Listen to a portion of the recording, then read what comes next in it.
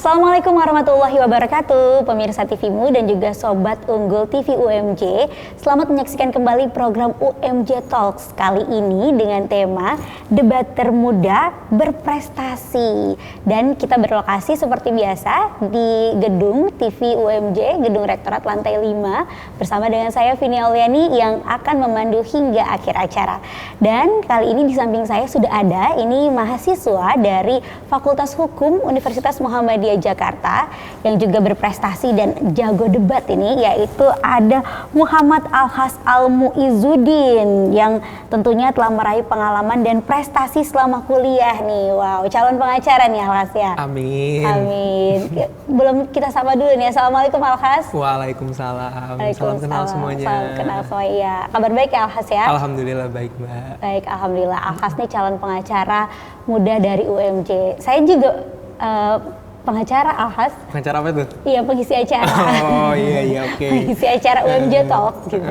Iya.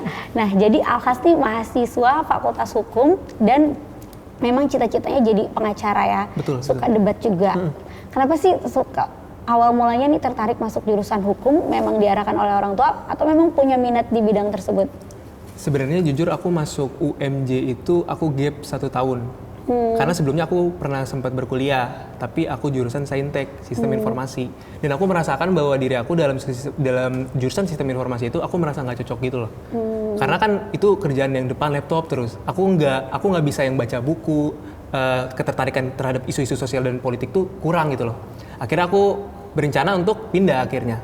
Milih aku FHUMJ karena kan dalam Fakultas Hukum juga itu banyak ahli-ahli pidana yang terkemuka juga kan. Dan aku juga disarankan oleh abang aku yang kebetulan ia juga lulusan dari UMJ ini. Akhirnya aku memilih Fakultas Hukum. Dan mengapa Fakultas Hukum itu juga? Karena aku merasakan bahwa di hukum itu aku yang di passion aku juga sering membaca, sering menulis. Yang itu kalau menulis sih dipaksa sebenarnya ya. Karena kan itu mau nggak mau paksaan dari belajar. Tapi dalam hukum ini aku merasakan ada sebuah terkadang dalam dinamika hukum kita tuh ada ketimpangan keadilan gitu loh. Dan aku ingin menjadi sebuah sumbangsi pikiran aku, tenaga aku untuk ada dalam dunia hukum itu gitu loh, menyumbang itu. Gitu, Kak. Gitu. Jadi awal ketertarikannya di situ ya. Iya.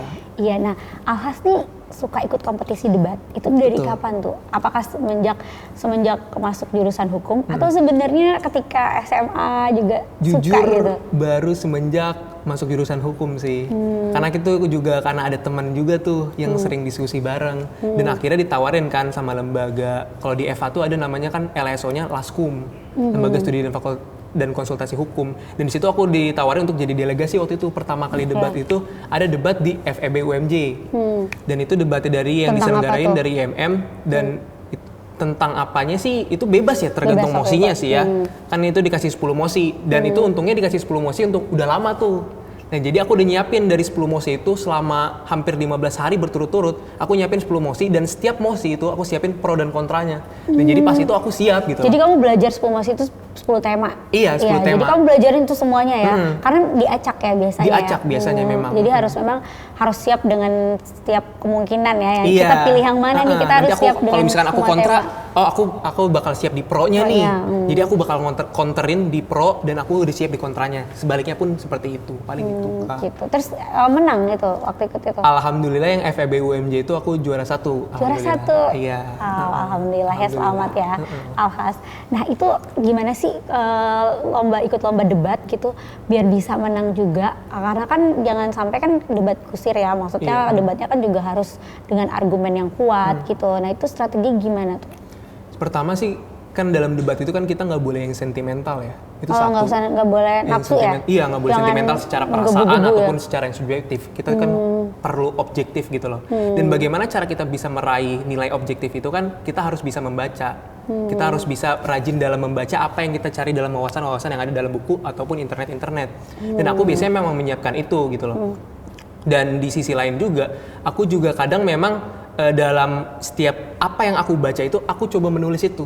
Aku coba menulis itu dan aku bisa tuangkan dalam lisan aku nanti. Jadi bagaimana kita dalam persiapan debat itu, ya sebenarnya ketika kita rajin membaca, rajin menulis, itu udah enak banget untuk Itu bagaimana jadi cara ini kita ya, mengungkapkan jadi inget lisannya. dengan secara nggak langsung ya. Kita baca terus kita nulis, jadi inget langsung ke otak gitu ya. Apalagi kita udah tahu sebenarnya mau siapa yang nanti keluar, mau siapa yang nanti bakal kita jadi posisi pro atau kontra, itu udah enak banget sebenarnya. Itu sih Kak. Gitu ya, oke. Nah, ketika kamu ikut kompetisi debat, jadi total udah berapa kompetisi debat nih? Kalau total tuh berarti debat aku 3 sih total. 3. Pertama yang FEB UMJ itu alhamdulillah aku juara 1. Yeah. Terus yang kedua itu ada seleksi untuk mencari delegasi ke KDMI. Artinya seleksi ini tingkat univ. Dan aku alhamdulillah itu juara 1. KDM ini kompetisi debat Kompetisi debat mahasiswa Indonesia. Seluruh Indonesia jadi itu ya. Tapi kalau ini kan seleksi baru dalam se-UMJ tuh. UMJ, Dari berbagai fakultas tuh waktu itu aku ketemu. Dan aku alhamdulillah itu juara 1. Dan itu memang mosinya memang mendadak. Tetapi beberapa mosi yang aku yang diterapkan dalam debat itu udah pernah terjadi dalam debat sebelumnya. Jadi aku pakai mosi itu kembali. Iya. Jadi lumayan lah. Lumayan ya. Iya. Udah dipelajarin gitu. Terus kemudian dari yang ketiga itu, karena aku juara 1 yang di se-UMJ itu, akhirnya aku dipilih untuk menjadi delegasi dalam KDMI tingkat wilayah. Tapi sayangnya dalam tingkat wilayah, itu kan ada 5 ronde kan. Ronde 1, ronde 2, ronde 3, aku alhamdulillah itu juara 1. Tapi sisanya ronde 2 ronde terakhir itu, aku juara 3, juara 4 sih. Karena bagaimana cara kita bisa lanjut ke tingkat nasional itu, aku lihat sih minimal tuh juara 1 dari setiap ronde sih. Harus juara 1 terus ya. Berarti nanti memang di wilayah itu memang dipertemukan semua itu yang punya argumen kuat, jago-jago debat itu ya. Aku sih niatnya juga nanti untuk tahun ke depan pengen ada evaluasi lagi nih sama teman aku yang kemarin nih. Misalkan aku kepilih lagi dan aku seleksi dan dapat kepilih lagi, aku pengen memperbaiki sebelumnya sih. Aku pengen membawa UMJ juga gitu loh untuk tingkat nasional. Gitu Kak. Iya. Nah, ketika kamu ikut lomba debat gitu, kan biasanya ada perasaan grogi gitu ya. Nah, kamu tuh mengalami itu nggak? Atau kamu memang yakin aja, pede aja gitu? Dan ketika ada pun apa yang kamu lakukan biar bisa biar bisa percaya diri gitu? Itu perasaan grogi itu banget Kak. Karena adrenalin itu beda banget. Pasti. Apalagi tuh aku tuh nggak pernah bisa menjadi pembicara pertama dalam debat. Aku selalu grogi. Satu tim berdua jadinya. Satu tim berdua. Kalau debat tuh kadang berdua, kadang bertiga. Dan aku biasanya kalau nggak pembicara 2, pembicara 3. Karena aku perlu mendengarkan argumen lawan sama argumen temanku dulu. Karena waktu itu pertama kali aku menjadi pembicara pertama, itu bener-bener aku pas ngomong gemeter gitu loh. Kayak apa ya? Nggak siap aja gitu. Tapi ketika udah pembicara kedua ataupun misalkan ronde selanjutnya, aku udah mulai siap. Aku udah tahu nih mau siapa. Apalagi ketika aku udah menyiapkan mosi itu dan aku udah demen banget sama mosi itu nih. Aku nguasain banget nih ilmu ini nih. Itu udah enak banget sih. Aku pede banget. Udah dapet feel-nya. Adrenalinnya dapet. Tapi ya itu dari debat itu bagaimana kita bisa memacu adrenalin kita sih. Itu kan melatih mental kita, melatih logika kita. Itu sih Kak. Gitu ya. Oke. Tapi pernah nggak sih debat sendirian atau memang biasanya satu tim? Kalau yang delegasi se-UMJ itu, yang seleksi se-UMJ itu sebenarnya barengan, tetapi penilaiannya individu. Jadi makanya kenapa aku juara 1 sendiri itu karena penilaian individu kan. Oke, seru ya debat-debat ini. Oke, kita akan ngomongin soal debat-debat nanti lebih dalam lagi, tapi kita jeda sejenak nih ya Alkas ya, karena kita akan simak dulu yang berikut ini. Pemirsa tetap bersama kami dalam UMJ Talks, kita akan kembali sesaat lagi. Pemirsa, kembali lagi dalam UMJ Talks, kali ini dengan tema debater muda berprestasi, yaitu ada Alkas nih ya, mahasiswa Fakultas Hukum yang senang debat gitu dan akan memperdalam ilmu debat gitu ya. Nah, tapi ngomong-ngomong, cita-cita Alkas nanti kalau udah lulus apa sih? Apakah jadi politisi? Karena biasanya politisi jago debat nih. Tapi pengacara tadi, atau kan nanti akan lanjut juga ke politisi atau gimana? Sebenarnya kan aku sering diingetin sama om aku ya, sama dosen-dosen juga sih, antara politik dan hukum itu beda jauh banget gitu loh. Karena bagaimana politik itu adalah bagaimana cara kita menjalankan apa yang hukum telah ada gitu. Tapi kalau hukum itu regulasinya, bagaimana kita membuatnya, bagaimana penegakan hukumnya. Dan aku tuh emang memisahkan antara politik dan hukum, dan aku memang sudah mendirikan prinsip diri aku, kalau kok hukum aja deh. Aku kayak nggak ke politisi, itu sih Kak. Karena kenapa? Karena aku juga awalnya pengennya sih CPNS aku tuh pengen CPNS kalau nggak jaksa hakim. Tapi mikir juga, karena kan ibu tinggal sendiri di rumah. Tapi kan kalau CPNS gitu kan pasti kita keluar kota gitu-gitu kan. Jadi aku memilih untuk yang independen, paling lawyer, untuk Ya insya Allah sih aku pengen buat law firm sendiri gitu Kak. Lakukan sendiri, amin. Untuk Amin. saat ini itu Iya. ya. Amin. Oke. Nah, balik lagi ke debat nih, itu kan tadi harus mempersiapkan. Terus kamu tadi ketika ada lomba debat juga ada tema-temanya, ada musik-musiknya, kamu pelajarin itu semua ya. Berarti itu memang harus berwawasan luas kan ya. Nah, kamu itunya gimana? Pelajarinnya, kamu bagi waktu dengan kuliah kamu dan juga untuk mempelajari semua tema-tema persiapan itu. Jujur pasti itu beberapa mosi yang aku pegang juga itu beberapa sudah dapatkan di mata-mata kuliah. Tapi beberapa yang belum, kadang aku juga nyari-nyari itu menggunakan kayak artikel-artikel yang ada, jurnal-jurnal ilmiah yang ada. Dan biasanya sih memang tengah malam sih Kak. Kadang waktu itu aku benar-benar yang debat pertama kali tuh, yang FEB UMJ itu karena memang persiapannya juga mepet, cuma beberapa hari. Dan tinggal sisa H-1 dan itu aku masih kurang 4 mosi dan aku sampai begadang yang dari jam 10 malam sampai pagi, jadi aku pas debat tuh nggak tidur, jadi ya emang separah itu sih. Karena tapi memang perjuangannya ya? memang nggak mengkhianati hasil sih. Karena akhirnya alhamdulillah menang ya. Iya, karena aku takut kalau misalkan memang aku nggak nyiapin 4 mosi, ya pasti aku cuma ngangong-ngangong.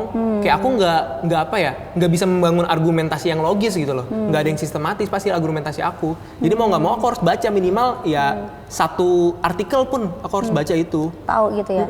Karena kamu jadi penasaran juga ya. Iya. Karena penasaran mengalahkan rasa ngantuk kamu itu tadi ya. Betul. Sampai pagi dan itu nggak tidur jadi Betul, 12. betul. Sampai lomba paginya. Nggak ngantuk gitu. Ngantuk sih. Aku sempet kalau belum giliran aku sempet curi-curi tidur kadang. Tidur, Tapi sambil kadang nyiapin mosi juga, poin-poin mosi apa yang aku nanti paparin nih. Itu sih Kak. Baru setelah lomba baru ya bisa Iya, tidur. Itu enak banget pas sudah lomba Udah Kak tidurnya Kak. plong ya. Yang penting udah dibekali dulu ya. Iya. Kita udah tahu juga nih dengan ilmu-ilmunya, wawasan-wawasannya untuk bahas mosi-mosinya itu Iya. tadi. Karena beberapa mosi yang kayak isu-isu terkait equality gender, aku kan kurang ya feminisme gitu-gitu. Jadi aku perlu baca dan baca lagi. Dan kayak gitu-gitu kan aku nggak bisa memahami dalam satu hari aja. Kadang beberapa hari juga aku perlu baca lagi beberapa buku yang memang terkait isu itu gitu loh. Nah, yang paling serem nih misalnya dalam debat nih, apa sih misalnya dari sisi lawan nih, wah ternyata dia kayak gitu, apa sih tantangannya deh gitu misalnya yang bikin kita, waduh ini gimana nih, atau kita harus bisa balas lagi dengan tepat nih gitu. Kalau yang paling serem itu adalah ketika argumentasi yang udah disiapin semua. Misalkan aku biasanya nyiapin minimal 5 poin besar tuh. 5 poin besar yang untuk kekuatan aku nih, untuk lawan dia.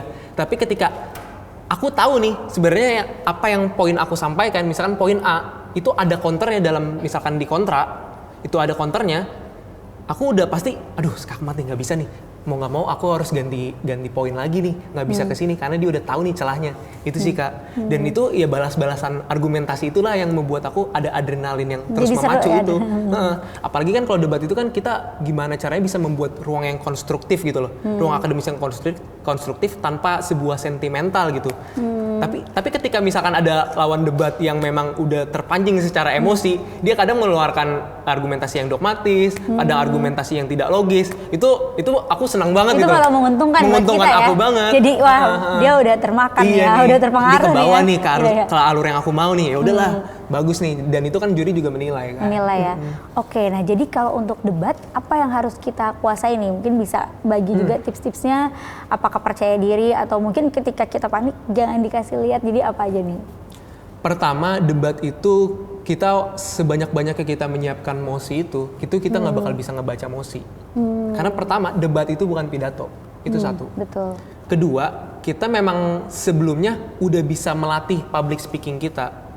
Karena beberapa yang memang belum terbiasa berbicara di depan umum itu kurang.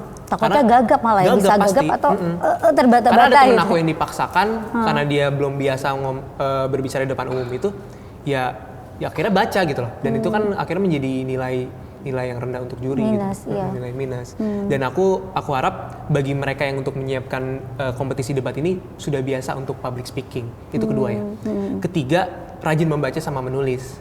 Karena kan kita tidak jauh dari itu. Apa yang kita baca kemudian kita tulis itu kan ada sebuah konstruksi pikiran yang terjadi gitu loh di saat kita menulis. Soalnya kalau kita ngebaca doang, misalkan membaca atau mendengar, pasti kan hanya sekilas aja gitu kan. Iya. Tapi kalau kita udah menulis itu, kita membuat pikiran kita itu dengan cara yang struktur gitu, dan sistematis gitu Kak. Gitu, oke. Jadi tadi yang pertama adalah kita harus siapkan mosinya itu, kita harus tahu semuanya ya, bahan-bahan itu, karena kita nggak tahu nih serangan lawan seperti apa, gitu kan. Kedua, belajar juga ilmu public speaking, dimanapun ya ada kesempatan tampil, latihan aja dulu untuk pemula, mungkin nggak apa-apa ya, masih harus latihan. Apalagi latihan depan kaca kurang-kurang itu penting dikit banget, ya, Kak. latihan depan kaca ya. Itu penting banget. Oke. Yang ketiga tadi ada terus perbanyak wawasan ya, agar kita ada argumen lagi untuk memperkuat debat kita itu tadi ya. Oke, mantap. Ini Alhas, terima kasih tips-tipsnya. Nah, Alhas ini selain suka ikutan kompetisi debat, ternyata Alhas ini juga pernah ikutan lomba video iklan layanan masyarakat ya? Betul. Wow, keren. Betul. Ini boleh ceritain ya, tapi Boleh simpen banget. dulu Alhas. Karena kita mau lihat yang berikut ini dulu nih, pemirsa. Kita akan kembali membahasnya setelah yang satu ini.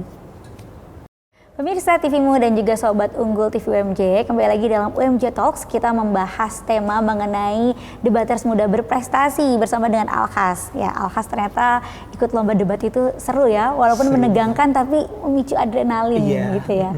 Oke. Nah, Alhas ini juga pernah ikutan lomba iklan layanan masyarakat dan juara 1. Alhamdulillah juara 1 juga. Alhamdulillah. Nah, itu gimana tuh? Boleh ceritain? Jadi waktu itu kan, jadi di samping aku berkuliah dan berorganisasi, aku kan juga cari sampingan kerja ya. Dan kebetulan emang skill aku di videografi, fotografi gitu Kak. Itu dari SMA? Itu baru semenjak juga? Aku dari SMA mau ke kuliah, transisi itu. Aku mulai belajar kamera dan aku memang alhamdulillah dapat job di sana gitu. Nah, dan temen aku ngajakin nih, Kas ikut yuk, mau nggak ngedirect nih film? Ya udah, dan pada saat itu lagi rame-ramenya kasus Brigadir J. Persidangan tentang Sambo itu lagi rame-ramenya. Dan aku mengangkat isu itu dalam film itu, dan alhamdulillahnya karena mengangkat isu itu yang terkait kayak integritas hakim, mafia dalam pengadilan, itu aku mengangkat isu itu, jadi menjadi nilai plus aku, dan alhamdulillah aku juara 1 untungnya. Keren ya. Jadi kamu mendirect dan itu kan diperankan juga dari ke visual ya? Dari konsep kamu terus ke visual gitu? Aku bikin skripnya dulu, aku bagaimana bikin storyboardnya, bagaimana cara menata lightingnya. Aku kan juga emang punya kamera juga alhamdulillah, jadi aku juga ngerti nih cara pengambilan kameranya. Aku juga aktor di situ juga. Aktor di situ juga. Ada berapa orang jadi satu tim itu? Waktu itu aku 4 orang aja sih. 4 orang? 4 orang, tapi emang ganti-gantian tuh kita peran-perannya. Ganti-gantian jadinya semuanya ya? Iya. Oke, keren. Nah, untuk selain ikutan lomba iklan layanan masyarakat, kamu juga pernah ikutan lomba storytelling ya? Pernah. Itu seperti apa? Itu tuh jadi ada sebuah perusahaan besar itu, perusahaan minyak wangi itu lumayan terkenal di Indonesia ya. Dan dia mengadakan sebuah lomba storytelling kan. Dan aku pikir, wah kayaknya menarik juga nih. Soalnya lomba pertama dipilih lombanya itu lewat video nih. Ya udah deh, aku coba nulis tuh. Dan temanya itu mengenai hubungan kepada manusia, hubungan manusia gitu. Namanya kita, aku kan dulu sering banyak pengalaman kayak gagal bisnis juga dulu. Aku juga nyoba-nyoba pekerjaan-pekerjaan yang memang aku belum pernah cobain. Itu aku ceritain di situ. Dari pengalaman hidup aku secara empiris gitu loh. Aku ceritain dari awal sampai aku dari kegagalan dan kesuksesan, dan bagaimana aku bisa bertemu seorang manusia yang aku belum kenal, kemudian aku sayangi juga. Semua aku ceritain di situ. Dan aku kemas dalam bentuk sekitar 5 menit video sih. Dan alhamdulillah itu kepilih untuk menjadi 10 finalis terbaik. Dan 10 finalis terbaik itu dikompetisiin lagi secara langsung, secara live itu waktu itu di daerah M Block. Dan tapi sayangnya aku nggak juara 1, juara 2, juara 3 sih. Cuma 10 finalis terbaik aja sih. Tapi lumayan ya, udah bisa masuk sih. 10 finalis itu. Kamu memang seneng juga ikutan kompetisi lomba-lomba dan coba-coba sesuatu yang baru? Itu aku senang banget sih, karena apa ya, dari sesuatu yang baru itu kita banyak belajar Kak. Apalagi sebenarnya gini ya, prinsip aku tuh bagaimana cara kita meraih kesuksesan itu pasti kita mau nggak mau harus ada kegagalan Kak. Karena dari kegagalan itu kita belajar. Coba betul. Misalkan kita lihat tokoh-tokoh yang ternama itu kan semua pasti merasakan sebuah kegagalan. Banyak sebuah proses yang kayak itu tampak mustahil, tetapi mereka terus konsisten akan proses itu. Dan kita kan nggak tahu mana lubang rezeki kita ini loh. Jadi kita coba aja masuk lubang ini. Tetapi misalkan lubang itu menolak, ya udah kita pindah ke lubang yang lain. Paling gitu sih Kak. Iya. Nah kamu nih sepertinya tipenya ini yang move on-nya cepet ya. Karena kan tadi kamu cerita pernah mengalami kegagalan, tapi abis itu kamu tuangkan justru ikut lomba gitu. Nah itu gimana biar bisa bangkit lagi dari kegagalan, nggak lama-lama gitu terpuruknya? Sebenarnya kalau dibilang move on tuh nggak cepet sih Kak, karena memang Proses juga. apalagi dari kegagalan itu kan banyak yang menyakitkan gitu loh, banyak yang kayak ya kita merasa wah ini bukan diri kita nih, wah kayaknya apa yang aku lakukan salah deh ini. Itu kan kita merasakan sebuah pesimisme di situ. Tapi bagaimana cara kita membangun sikap optimisme kita lagi? Ya mau nggak mau kita harus mencoba hal baru lagi. Mau nggak mau, masa kita berhenti dalam titik ini aja? Masih banyak loh jalan-jalan lain. Aku ya itu sih Kak yang membuat aku masih kuat gitu loh untuk mencoba jalan-jalan lain. Oke. Kamu ikut organisasi juga kemahasiswaan? Iya, aku Apa itu? Aku ikut kalau internal tuh BEM Fakultas BEM Hukum, Fakultas. sama dalam lembaga turunan lagi tuh namanya Laskum. Sekarang semester 3. Tiga. Semester 3. Oke, berarti masih aktif-aktifnya ya? Iya, betul. Bagi jadwalnya gimana antara organisasi juga sama lomba-lomba lainnya? Aku kan di samping kuliah, organisasi sama kerja juga. Jadi Kerja juga? Kerja ya? juga. Freelance tapi? Freelance sama ada full time juga sih. Full time juga? Dan bagi waktunya sih, aku pertama di kerjaan, kontrak kerjaan aku, bos, aku kan kuliah, aku organisasi, jadi kalau misalkan ada kegiatan apa-apa, nanti aku boleh ya izin, oh iya nggak apa-apa Kas, nggak apa-apa katanya gitu. Jadi aku udah pertama itu kerja yang paling penting, kontraknya kan paling profesional gitu istilahnya kan. Ya. Sisanya kalau mereka udah ada toleransi, akhirnya aku ke kuliah dulu pertama. Kuliah dulu aku selesaiin, aku nggak pernah mau ada alfa sama sekali yang sia-sia gitu loh dalam mata kuliah. Aku pasti ngedepanin kuliah, kemudian baru organisasi. Dan di organisasi rata-rata mereka juga mengerti kalau aku juga kerja. Jadi kadang mereka, oh yaudah Kas, nanti lu datang pas ini aja ya. Nanti kamu datang pas ini aja. Jadi mereka juga ada apa ya? Ya pengertian juga sih. Ya. Ada simpatisme juga ke aku gitu. Oke, keren semangatnya nih patut dicontoh nih Alkas.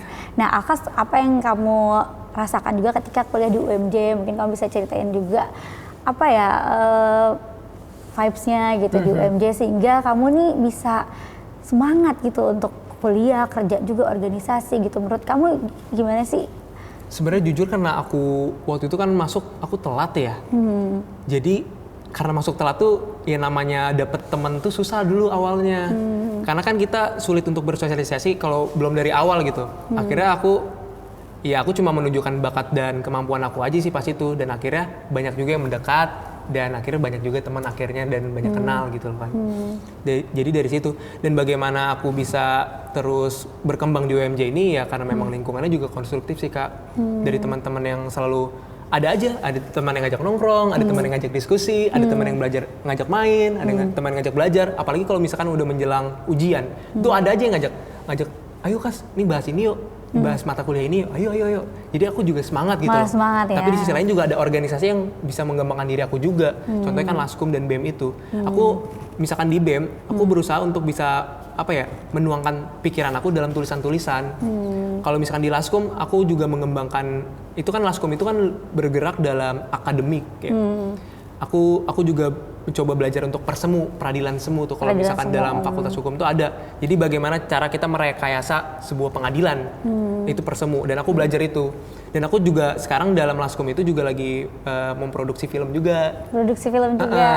Yang film itu juga akan judulnya nanti ada namanya itu Menuju Dakwaan. Menuju Dakwaan. Nanti lah coming soon itu kayak. Oke, siap. Kita tunggu.